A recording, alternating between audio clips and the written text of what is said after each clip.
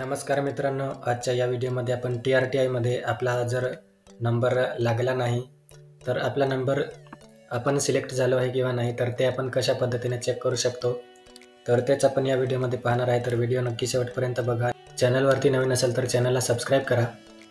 तर मित्रांनो, आपल्याला TRTIच्या ऑफिशियल वेबसाईटवरती व्हिजिट करायचं आहे। या ठिकाणी तर आपण अशा प्रकारचा इंटरफेस जो आहे तो वेबसाईटचा बघू शकतो। त्यानंतर आपल्याला वरती या ठिकाणी एक सूचना दिलेली आहे ते आपण या ठिकाणी पाहू शकतो। त्यानंतर आपला जो लॉगिन करायचा जो प्रोसेस आहे, आपला ID पासवर्ड, तर त्यासाठी आपल्याला या ठिकाणी एक या वेबसाईटच्या होम पेजवर आपण येणार आणि होम पेजवर आपल्याला या ठिकाणी कॅन्डिडेट लॉगिन हा ऑप्शन दिलेला आहे आपल्याला। तर सिंपली आपल्याला या कॅन्डिडेट लॉगिन या ऑप्शनवरती क्लिक करायचं आहे। जसे आपण कॅन्डिडेट या ऑप्शनवरती क्लिक करू, या ठिकाणी आपण पाहू शकतो कॅन्डिडेट लॉगिन। तर या ठिकाणी लॉगिन इन्स्ट्रक्शन आपल्याला दिलेले आहे, तर आपण या ठिकाणी ते रीड करायचे आहे। रीड केल्यानंतर आपल्याला या ठिकाणी आपला युजर नेम आणि पासवर्ड जो आहे तो एंटर करायचा आहे। जसे आपण या ठिकाणी आपला युजर नेम आणि पासवर्ड एंटर करू, त्यानंतर आपल्याला या ठिकाणी एंटर कॅप्चा ऑप्शन आहे, या ठिकाणी आपल्याला कॅप्चा एंटर करायचा आहे।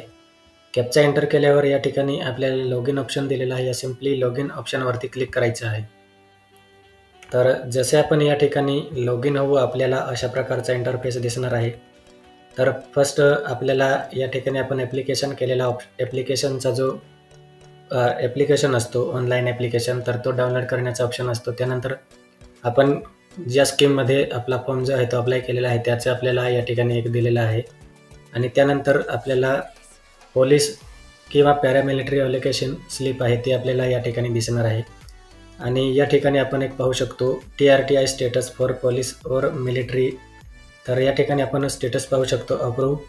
तर आपला जो सिलेक्शन आहे तो या ठिकाणी झालेला आहे। तर अशा प्रकारे आपण आपलं सिलेक्शन झालं आहे किंवा नाही ते आपला ID पासवर्ड एंटर करून लॉगिन करून आपण जो आहे तो चेक करू शकतो।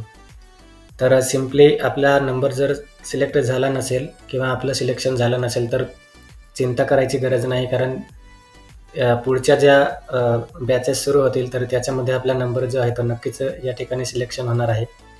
तर त्यासाठी आपल्याला या ठिकाणी प्रोफाईल आहे, या प्रोफाईलवर आपण क्लिक करायचं आहे किंवा आपल्याला स्कीम अँड कोर्स आहे, त्या स्कीम अँड कोर्सवरती आपल्याला क्लिक करून आपल्याला एक विंडो ओपन होईल। तर या विंडोमध्ये आपल्याला या ठिकाणी आपण ज्या स्कीममध्ये एलिजिबल आहे ती स्कीम आपल्याला या ठिकाणी दिसणार आहे आणि त्यावर आपल्याला पुन्हा अप्लाय करायचं आहे आणि त्यानंतर आपल्याला वेट करायचं आहे। त्यानंतर आपला जे सिलेक्शन आहे ते होणार आहे। तर अशा पद्धतीने आपण TRTIवर जो आपला फॉर्म अप्लाय केलेला होता त्याचा सिलेक्शन झाले किंवा नाही तर ते आपण या ठिकाणी पाहू शकतो। तर आय होप मित्रांनो आपल्याला हा व्हिडिओ आवडला असेल आणि व्हिडिओ आवडला असेल तर नक्की लाईक करा। थँक्यू।